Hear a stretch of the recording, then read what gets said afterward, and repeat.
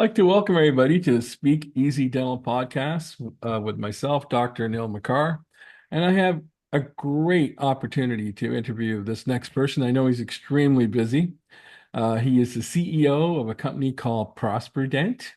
A lot of you don't know what it is. Prosperident is the world's oldest and largest firm providing dental embezzlement investigation and embezzlement protection services to general dentists and dental specialists. He is a certified fraud examiner, a forensic CPA, a chartered professional accountant, certified in financial forensics, and a licensed private investigator. Man, that's so cool. Chartered accountants are usually boring, but he's taking it one step further. I love it. Okay.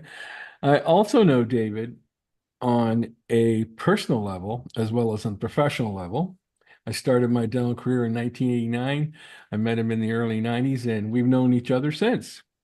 His sister Katie is a prominent tax lawyer, which I've also met, and his father has also or has contributed a lot of tax laws to Canada. So he comes from a brilliant family. He's brilliant himself, as you'll see in a second. Okay. And finally, before I bring him on to the podcast and give him a great introduction here, he's also an author. So he has a new book out. It's called Healers versus Dealers: How to Outsmart the Thief in Your Dental Practice, and it's available on Amazon. David, how are you today, sir? I am great, and so nice to be with an old friend, Anil. When we agreed to do this, I was really excited because it was a great chance for us to catch up. Awesome. Now, I've always wanted to know this. How did you come up with the name Prosper Dent? Like how did that evolve, that name? Well, that's a great question, and of course, our mandate is to investigate embezzlement against dental practices. And I didn't want a name that kind of pointed directly to that. In other words, I wanted something that was maybe a little less blunt about what we do. So we came up with the name Prosperident. We had previous names before that, but I think it was around 2005 when we finally settled on that name. Okay, I've noticed okay, yeah, you're a chartered accountant, all right, but it's such a unique niche. Like, what was the light bulb that came on your head and said, "Hey, there's something here. Like, I gotta explore it." And obviously, there must have been something that made you go into this direction. Yeah, I got hit by lightning one day. Not literally, but and we're going back now to ancient history, 1989.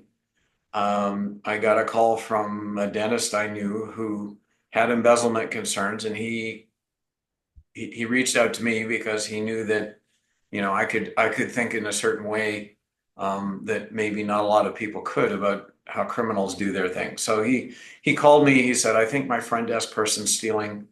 I'm kind of stuck here. Can you help me?" And he caught me at the right time, and I was bored and kind of looking for a diversion, and I said, "Sure." So I went to his practice I that night, and I saw what she was doing, which by today's standards was a little bit rudimentary, but and we fired her. And then my friend, um, sorry, I got out of sequence here. Uh, we we found what she was doing. My friend asked me to come back the next morning to help fire her, which I did. At that point, I just kind of shrugged my shoulders and walked away and thought, well, that was kind of an interesting experience, but it didn't really look like a career path for me. 2 weeks later, Anil, I had an appointment at my own dentist's office. And the bolt of lightning hit me when I had my hand on the front door and I was about to go in. And I looked through the glass panel in the door, and sitting at his front desk was the same woman I fired 2 weeks ago. So I turned around, I ran to a payphone because in 1989, cell phones weren't just something you carried around with you. Called the practice, used a little bit of deception to get past the gatekeeper and talked to my dentist. And I told him about the time bomb ticking away at his front desk. And he panicked and hired me, and that was my first client. And by the time I finished his work, the local rep from Henry Schein realized what I was doing, and he had a couple of other clients that he was worried about, and suddenly I was in business. Um, I'd love to tell you there was some kind of master plan, but there just wasn't. It just kind of smacked me in the face. You know, that's a really like wow moment story for me right now. I gotta be honest with you. Okay. A career path that you didn't expect, but it landed on your lap, basically. It Right? absolutely did, and Yeah. so happy that's the way the world worked. So when I was listening to that story, the first thing that came to my head was trust, right? Because we as dentists, we trust our practice coordinators, we trust our office managers and stuff. And for us, obviously, we're in that little operatory every day working away, and we want to make some of our staff members our best friends. You know the story, Dave. I think I do. All right. So, what is going through a team member's mind when that dentist is giving everything they've got to that team member, like great gifts on Christmas, great vacation incentives and stuff, right? Is it just is it something that's clicked into them and they see, hey, there's a lot of money going through here all of a sudden, da, da, da, right? And stuff. Or is it like the dentist is making so much money, I want to be a part of it too? Like that's the part that I'm have a struggle with sometimes because I know you know me on a personal level, and I really like to be a nice person and treat my staff to the best of my abilities, right? And stuff. But let me tell you, I'd be heartbroken at the same time, right? Absolutely. And a lot of dentists have said to me, the money I can replace. I can, add another hour a week to my schedule or whatever, and I can make that back. What I can't get back is the feeling that, I've treated somebody almost like family, and they've used that as a stick with which to beat me. But to answer your question, people really steal for two reasons. And one is need and the other is greed. So needy thieves have something going on in their life that's kind of put their back against the wall financially, and the basics of their life are threatened. So, they're a month behind in their mortgage, their car's about to be repoed, and they're just painted into a corner, and not all of them, but some of them see the way out of that as to steal from you. And they feel bad about it, but they just think they're out of choices. Right. And then you have the greedy people, and they're the ones that when you treat them the way I know you treat your employees, um, they look at you and say, that cheap bastard feels like he's buying me by paying me that extra dollar an hour and giving me a Christmas present. But I know how much money he's taking home. And one thing I'll say about staff is they universally overestimate what the doctor puts in their pocket. Yeah. So they look at this bargain between you and me as being unfair, and they steal to, in their mind, make it fair. These are the ones we call the greedy thieves, and they're stealing out of a feeling of entitlement. And this entitlement can be pretty deep. It's not something you can throw a couple of dollars an hour at and fix. Yeah. It's much, much deeper than that. In fact, some of them almost think that they should be your partner. They look at their dentist as being basically a high functioning moron with good manual dexterity. And the only reason you're successful, doctor, is because I keep your chair full. And then when people leave it, I collect the money. And if I didn't do those two things for you, you could be the world's best dentist, but you'd be starving to death.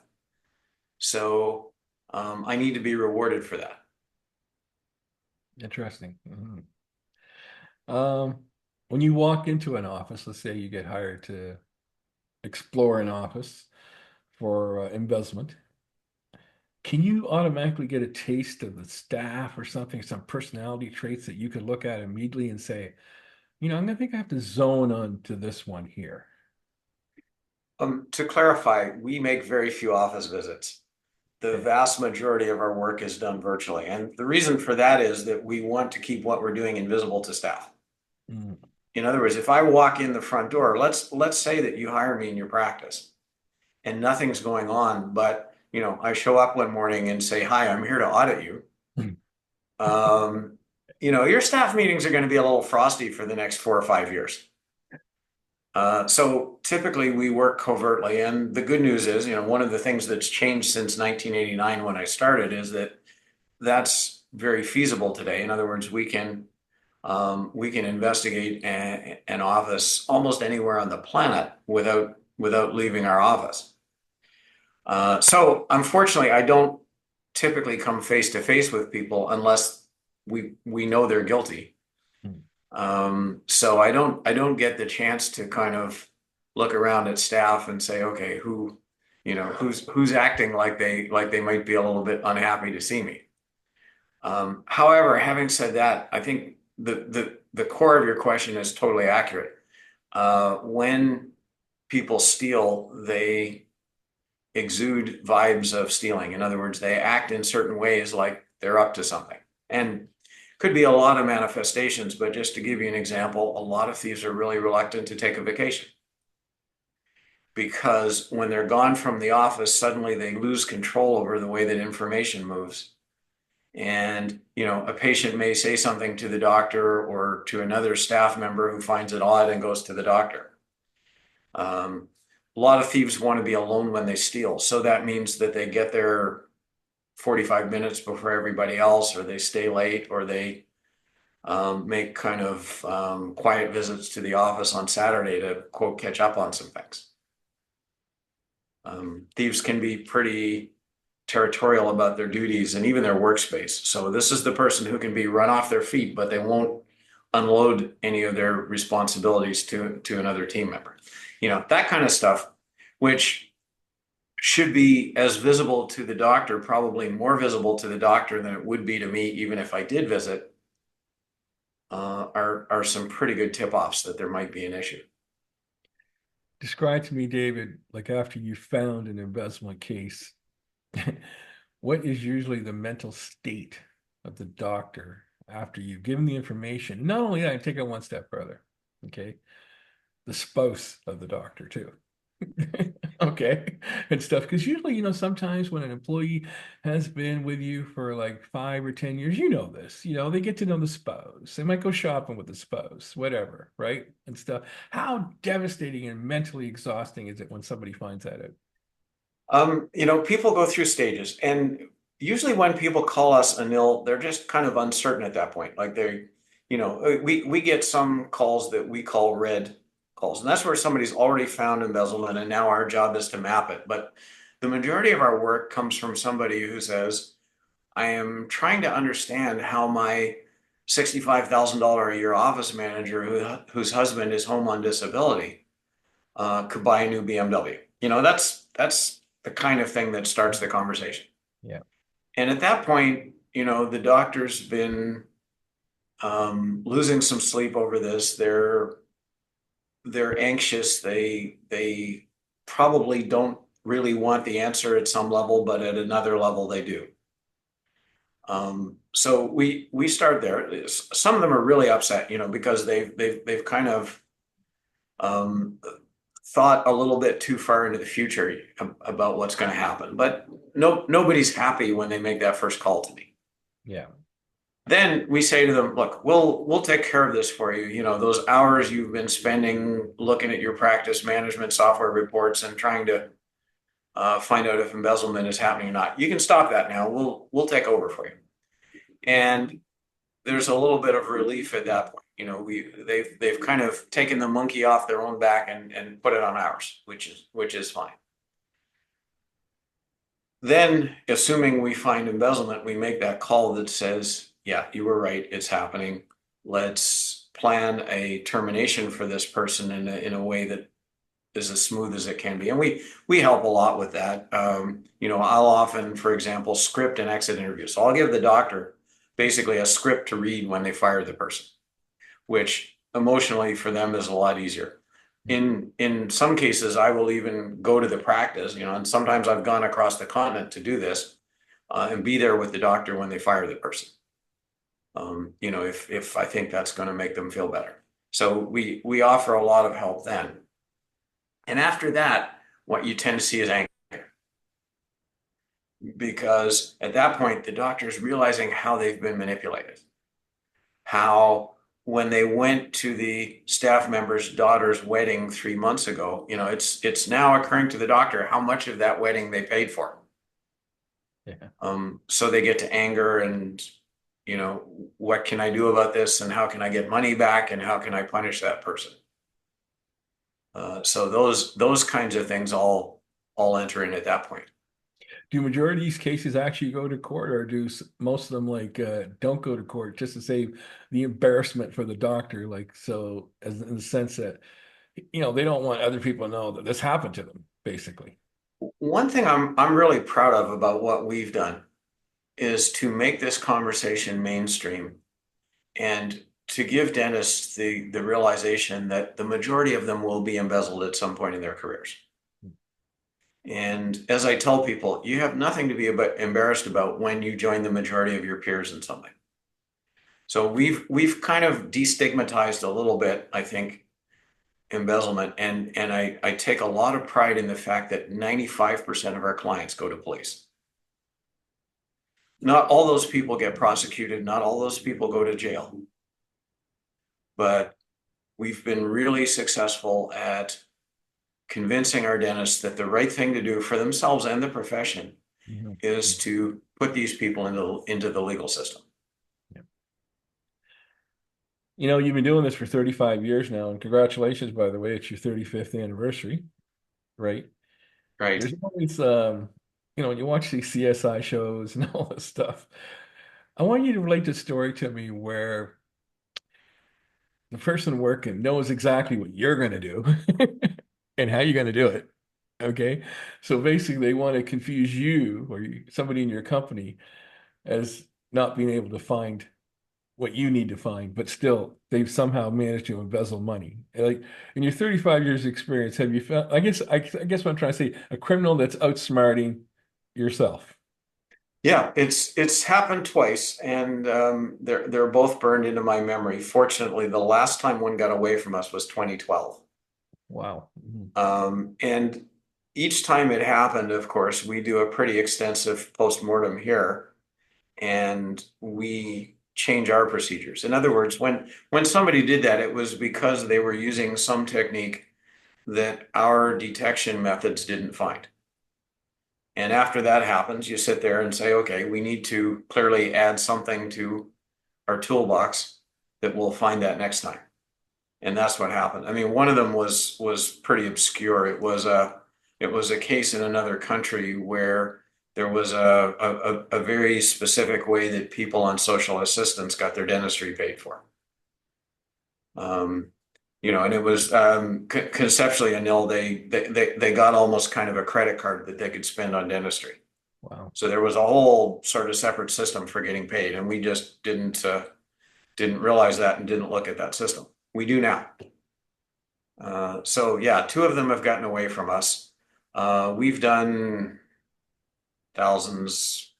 I don't know. We're probably closing in on 10,000 investigations. So I'm okay with losing two of them. No, actually, I'm not. But I'm okay with the fact that we lost two, and the last one was more than a decade ago. One thing I liked about your last story, David, is you learn from the process, right? And unfortunately, a lot of companies don't, but you did, Well, right? one of the things we do actively is spitballing, and what I mean by that is I will get my senior people together periodically, and I will say, all right, let's think how somebody would steal from us in a way that is different than what we've seen before. And one thing is our world doesn't stand still, so technology changes will open up the doors to different kinds of embezzlement. And just to give you an example, there's a little gizmo called a square. It's a little white plastic thing that plugs into a smartphone and it turns it into a credit card terminal. When those came out, they opened doors to ways of stealing that weren't there before. So what we do periodically is we sit there and we just kind of blue sky it and say, all right, if I was going to steal in 2024 with the technology that exists right now, how would I do it? And almost inevitably, when we come up with a new method, we find it within about 6 months. Um, because there are other people going through that same process that we are, but we're doing it for good reasons, and they're not. Yeah, interesting. I heard a number just 5 minutes ago. You said 10,000 people that you have dealt with embezzlement, correct? Yeah, I haven't counted. That's a Okay. guess. That's going through my mind right now because that's a lot. Well, as I said, about 70% of dentists will get hit at some point in their careers.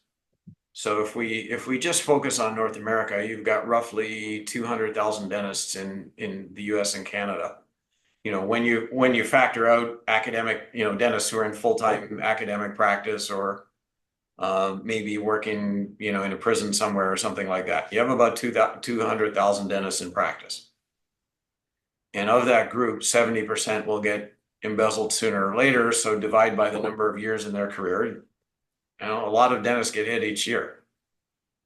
Speaking as a dentist, could you share maybe up to 5 clues of how I would personally know if there's some embezzlement going on in my office? Absolutely, I will.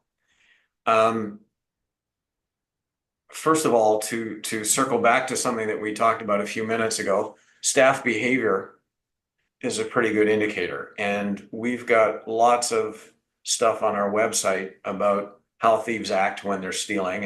And I think that's something that every dentist should read and assimilate and be on the lookout for. The other thing I'll say too is that I think it's important if you're a practice owner to spend some time with your staff other than in the operatory. One thing I notice in a lot of practices, the way that lunch happens is the doctor goes in their private office and they close the door and they surf porn on the internet or whatever they do.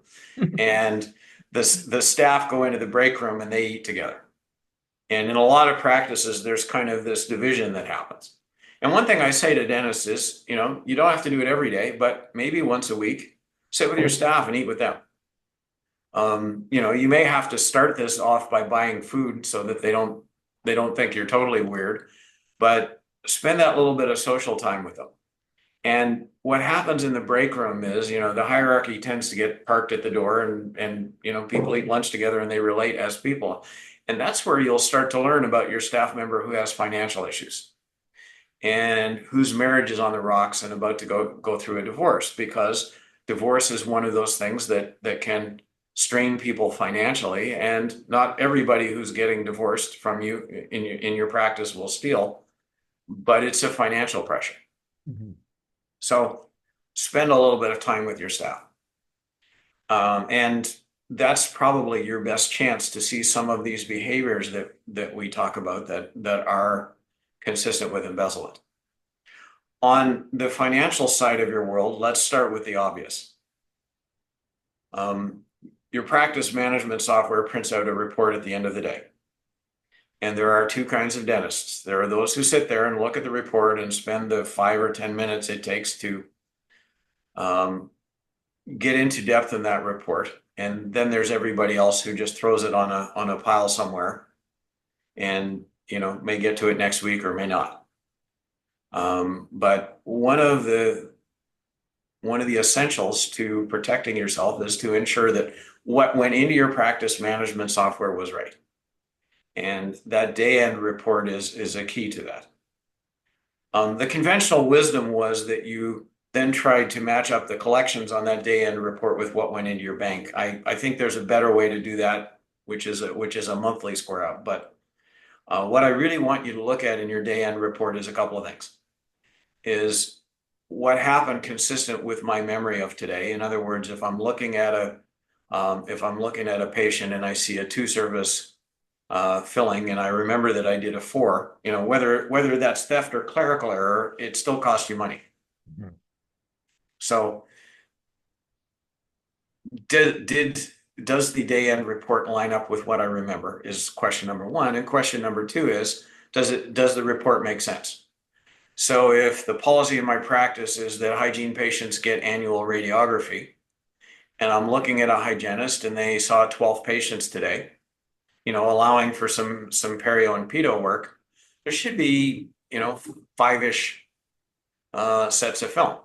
Mhm. Mhm. if I'm looking at day-end reports 4 days in a row and I see two films and one film and three, I'm probably starting to wonder about, first of all, are the x-rays being taken at all?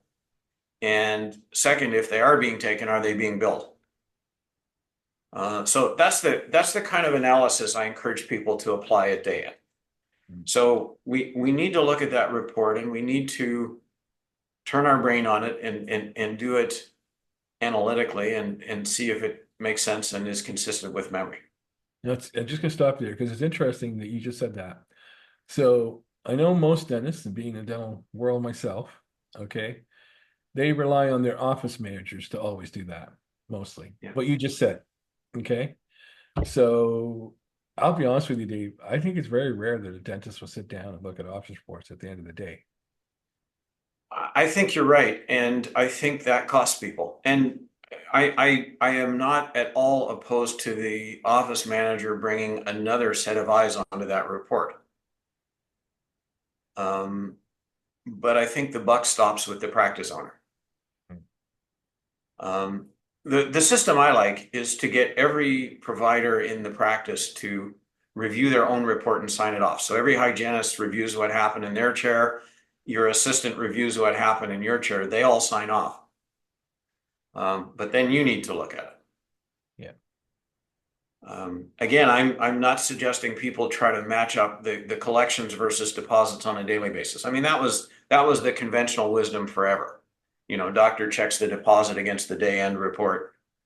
I think doing that monthly makes a whole lot more sense, and I'll maybe address that in a minute. But if you do not look at that day end report, people can pound all kinds of things through without you realizing it. And on the topic of the office manager, a lot of dentists view the office manager as kind of the guardian who protects their interest against employee theft. On the other hand, if you look at our Hall of Shame on our website, the majority of thieves are office managers. Yeah.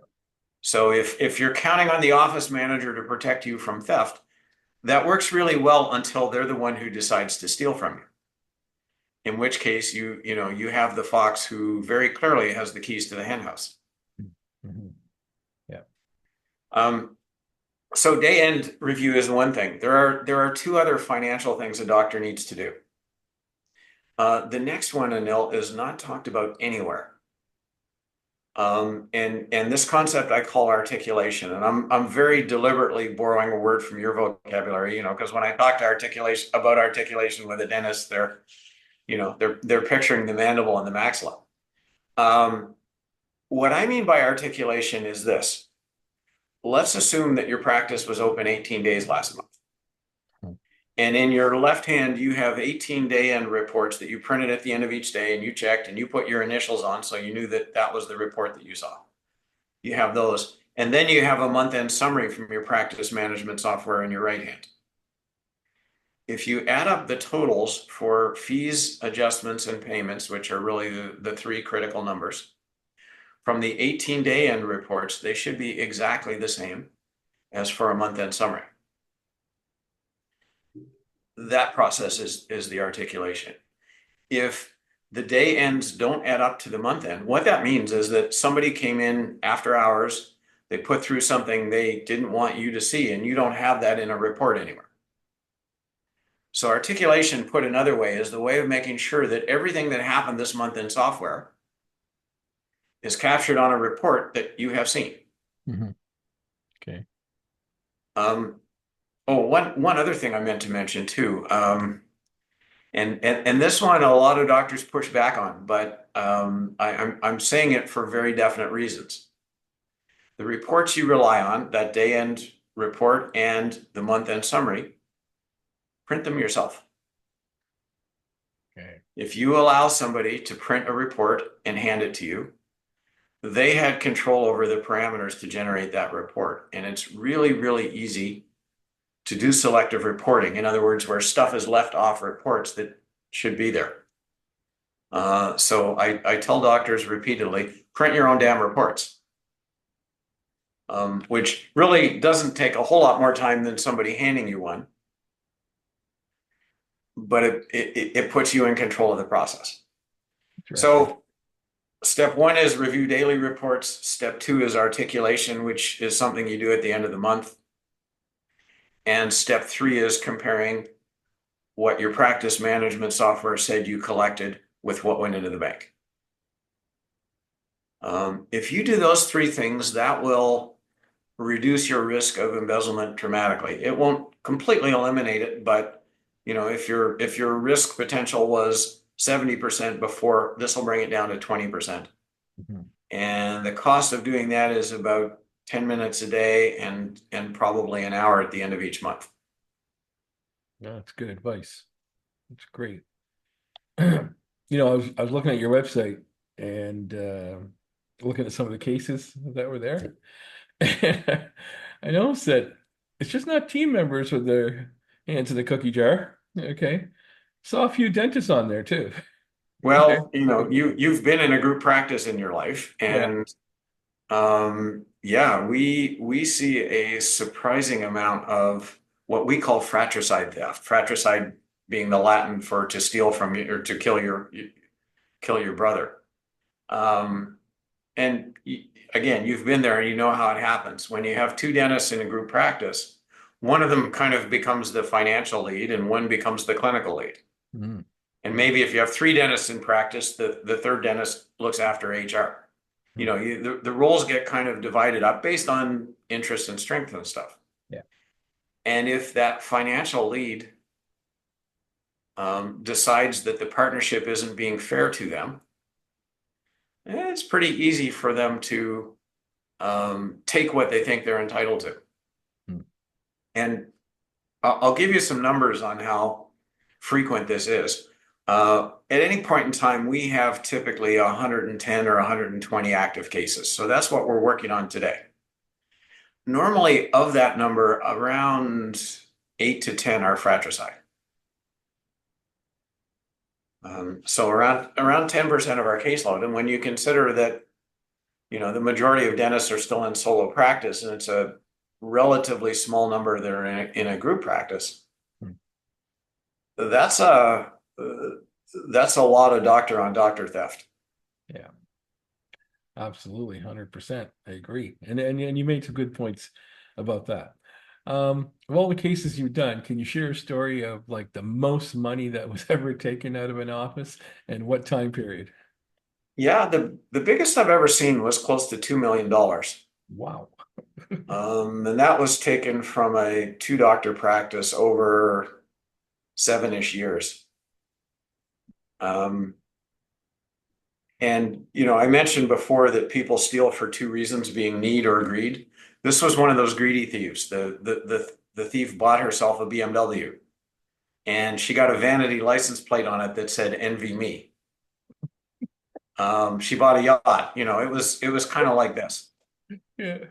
Um, so yeah, that's the biggest. One thing I'll say is that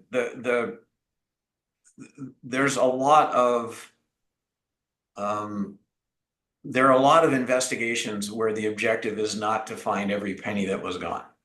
Yeah. A lot of our investigations, in other words, get cut off before we've kind of gone the full distance. And I think of one specifically where one of our investigators stopped at $317,000, but there was probably twice that was stolen. Just as an example. What you run into, Anil, is that when somebody steals from you, there's some upper limit to the amount of money you can get back. And that varies with circumstances, but whatever that upper limit is, when we find more theft than that, the logical thing to do is stop looking.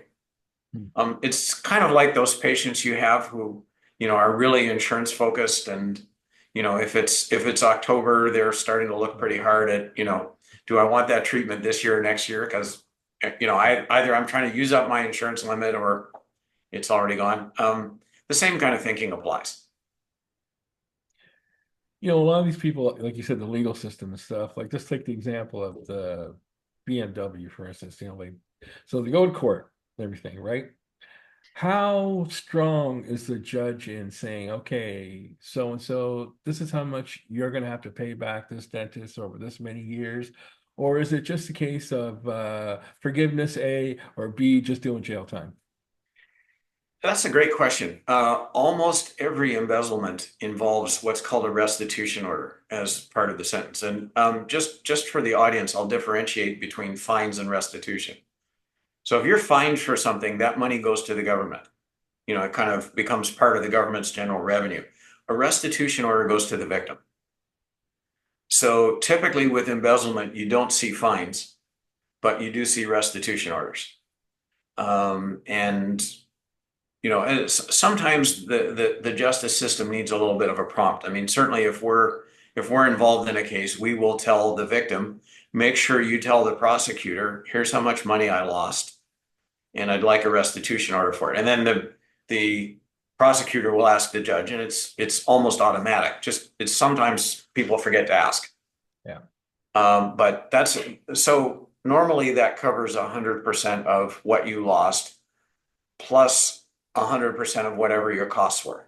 So whatever somebody pays us normally becomes part of that restitution order. So, if you lost $100,000 and you paid us $8,000 in investigation costs, then you're looking for $108,000 from the victim. Now, the judge can order them to pay that. What the judge can't do is create the assets with which to satisfy that. So the way that it works is if the thief has assets available, they have equity in their house or they have retirement savings or whatever, that stuff can be seized. And if there's a deficiency, and there may well be, then whenever they've served their incarceration sentence, whatever that is, and they get out and they start working, their wages will be garnished. So, I know of victims who lost $100,000, and they're getting $612.47 each month from the thief. And if you divide 100,000 by 612.47, it's going to take a long time to pay it back. Yeah. But no dentist who gets that check throws it in the fire either. Yeah. I mean, if nothing else, it's symbolic. Yeah. Yeah. You know what? This has been so entertaining for me and so eye-opening, right? And I think more dentists need to see this and understand this because you know what, Dave, we live in a little 1,200, 1,400 square foot place every day, right? We go in and have lunch with the staff, we joke with our staff and stuff, and this kind of stuff. I've never in a million years would have entered my head, tell you the truth, right? But just listening to some of your stories, I know some dentists that where their office manager does drive a better car than me, right? Stuff. Well, I remember. My head wasn't thinking that way, right? Well, let's be more blunt about it. For those in the audience who don't know Anil really well, he lives and practices in a small town of 40,000 people, give or take. There are around 25 dentists approximately. And I remember one year when two of his colleagues in that town got victimized. One was over $200,000 and one was over $100,000. So, out of 25 dentists in his bucolic little town, yeah, two of them got hit that year, yeah, for $300,000. So, and they both got caught exactly for what you said. One went out and bought a fur coat and all this stuff. The other one went on a massive vacation, and stuff. Yeah. It's just like exactly you wrote it, you said it. That's just what they said, right? So if you're thinking this can't touch you, take Anil's town as a very real depiction that yes, it can. Yeah, absolutely, I agree, 100%. Let's spend a few minutes talking about you, Dave. Okay, and stuff. First of all, congratulations from being on the dental advisory board with Mark Gaylor. Okay, I've got to know Mark, and I think that's going to be a huge success. I think it's going to be needed for sure. Okay, because as dentists, we don't spend a lot of time in all the verticals that he's developed, right? So congratulations on that. Thank you. Okay. The second thing I just want to talk about is your book, Healers versus Stealers. Okay. How did you come up with that title, number one? And how long did it take you to write the book? And is it mostly just based on your experiences of Prosperident? On exactly, is it stories about that, or is it more of a technical book? Is it like kind of give me a little summary of this book? Absolutely. Well, first of all, I'll mention that I have two books. I wrote an earlier one um, that was a little bit smaller than Healers versus Stealers. And the first one, honestly, I wrote because my marketing department said you have to have a book, and they gave me a deadline, and I had 3 months to write it. So it was a compromise between the book I would like to write and what I could do in 3 months. Then after that, I spent 2 years writing the book I really wanted to write, which is Healers versus Stealers. It came out in 2023, and it's around 350 pages. And it's all about how to put the financial controls in place that will protect your practice, how to recognize if embezzlement might be happening, what to do about it if you wake up one morning with that sinking feeling in your stomach that, oh my gosh, it is happening to me. We have a few chapters that deal with specialized types of practice. For example, there's a chapter on embezzlement and DSOs. There's a chapter for orthodontists because the way that embezzlement shows up in ortho practices is just a little bit different from the way that general dentists or periodontists get stolen from. So it's a really good book for anybody from a new practice owner to somebody who's owned their practice for 30 years. And it kind of takes this problem and looks at it systematically and from all sides. And again, I spent around 2 years on the book. That one I had no deadline on, so I could take the time and say pretty much everything I wanted to say on the topic. That's awesome. And it's available on Amazon, from what I understand, which It is great.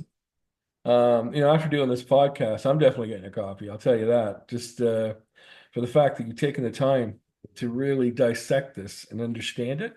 And a lot of dentists, we live in our own world, as you know, you met a lot of them for the last 35 years, right? We're more into the continue ed clinical education world. We want to treat the best that we can, a patient, etc., you know, and stuff. But I've heard you say this many times. I've heard other consultants say it many times, but we're the poorest business people in the world, as far as that goes, Well, and right? and you asked me why I picked the title I did, Healers versus Stealers. That's why.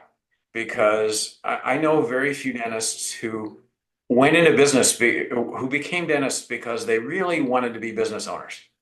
And I've always looked at you as being maybe a little more entrepreneurially oriented than many dentists, and even there, I think if I asked you, do you feel comfortable in all aspects of being a dental business owner, you'd probably say no. Yep, I would. But yeah, what you have in embezzlement is people with very different orientations. On the one hand, you have people who say, I want to restore smiles. I want to give people, the smiles that they would like to have. I want to improve their oral health and everything that goes behind it, because as you know, there's the oral systemic link is a hot topic these days. So, most dentists became dentists because they wanted to be physicians of the mouth. Yeah. And the world plays this cruel joke on them when it says to them, oh, and by the way, you also have to run the place and deal with receivables and, staff who get sick and, all the other problems that take you out of the operatory, or maybe even worse, take your mind out of the operatory when the rest of you is in it. Mhm. On the other hand, you have embezzlers who are very cold and calculating, and they size you up the way a biology student would look at a bug under a microscope. And what are the weaknesses here? What's the chink in Dr. McCarr's armor? Mhm. And then they take advantage of that. They will catch dentists at their most vulnerable. I mean, Yeah. the poor dentists who go off on mat leave and have a baby and come back and find that somebody took that opportunity to steal from them. Mm. So it's very calculating on their end, and the healers versus stealers title is just intended to capture that. That's that's awesome. So what's next for Mr. David Harris? I'm listening to you right now, listening about embezzlement and dental. Have you explored other verticals such as optometry, veterinary clinics, or anything like that? Or are you just going to be sticking to the dental field? We have no plan to leave the dental field. We're we're very specialized. So all of my people, Anil, other than support staff like IT folks, come from dentistry. We have currently 18 investigators, but a quarter of them used to be dentists. Some were office managers, software trainers.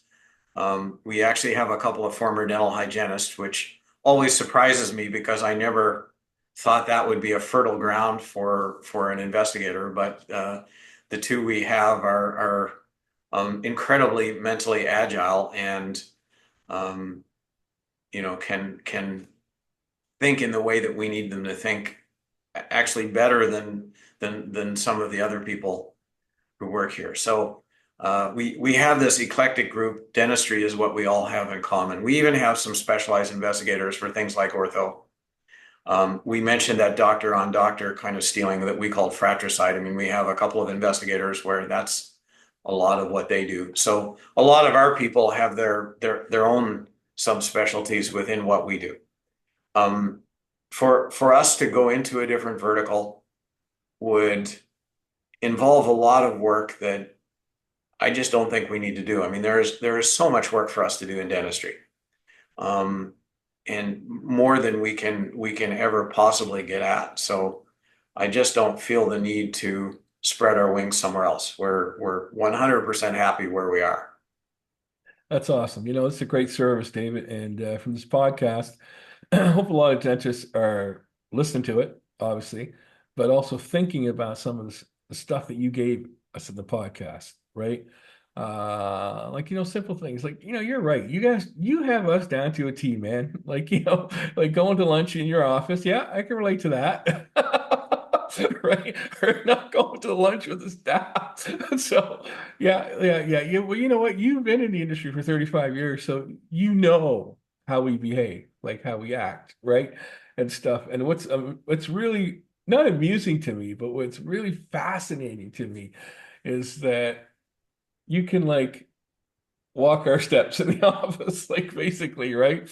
And say, hey, at lunchtime, he's going to be in his office or we're doing whatever, da da da da, and all this stuff, right? But I find the whole thing fascinating, absolutely fascinating. It's been a an incredibly interesting career, and I am so lucky with the way that things worked out, and so grateful to your profession. And I have to say, the dental profession is made up of some great people. Sure, there's the odd, can I call them a proctodontist? Um, there's the odd person who sees things differently, but as a profession, you folks are so kind and so altruistic and so good to everybody, whether it's your staff or your patients. And you're just a joy to work with. So I'm really blessed there. A couple of things I'd like to mention, if I could. Sure. We've been talking mostly about investigation, which is a big part of what we do, but it's not the only thing. The other thing that we do is we work proactively with practice owners to help them put the systems in place to lessen the risk. I mean, all the things we've been talking about with, how to do a review of your monthly activities against your collections the collections against the deposits in the bank, or that articulation calculation I talked about, and all those things. The work we probably love to do the most, and what's most rewarding for us, is proactive stuff where we lessen people's risk. So if somebody's hearing this in the audience and they're saying, yeah, the possibility that a staff member might have their hand in my pocket bothers me, and I want to do something about it, we'd love to help and talk to them. Hey, just like in dentistry, you're talking about brushing and flossing right now. I sure Basically. am. Or I analogize it to sealants. Yeah, Um, exactly. you know, we, I Prevention, mean, prevention. Yeah. Yeah, your profession has its proactive and its reactive side, and so does ours. And if I went to you as my dentist and said, Dr. McCarr, I'd like to spend the least money in my lifetime on my teeth, your answer would be, well, brush and floss like you mean it, and see our hygienist pretty often, because the cost and the hassle factor of those things is a whole lot less than you spending time in my chair when I fix what broke. Yeah. And I'll say the same thing here. If you want to lose the least heart muscle in your career Yeah. over embezzlement, put the safeguards in place. Absolutely. 100%. 100%. David, it's a pleasure having you on the podcast, sir. I always have great respect for you, and not just as a professional person, but as a great friend. You're a definite asset to the dental community for sure. Okay. And it always amazes me that you've actually taken a niche that is really needed, but not talked about that much. Right. And I'm glad you wrote a book on it too, because it, as a dentist, we need to open our eyes to this stuff. We need to see what's going on around us, right? And stuff. And like hanging around dentists and having colleagues and stuff, nowadays it's even getting harder to practice dentistry after COVID. Your mental state and the patients that you deal with. And the last thing you want to deal with is people stealing money from your office at the same time. Just, cumulative adding up to that. So the information that you give on this podcast is absolutely awesome, wonderful, and brilliant at the same time. So I appreciate your time today. And if anybody's on the podcast, David Harris, he is on LinkedIn, and they also have a website, prosperident.com. Is that correct, Dave? I believe it is. Yeah, Right? prosperident.com.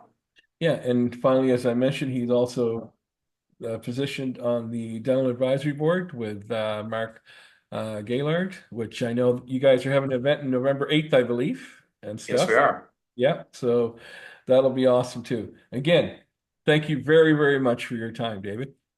Oh gosh, it was so good to talk to you, Neil. Great to see you. Thank you, David.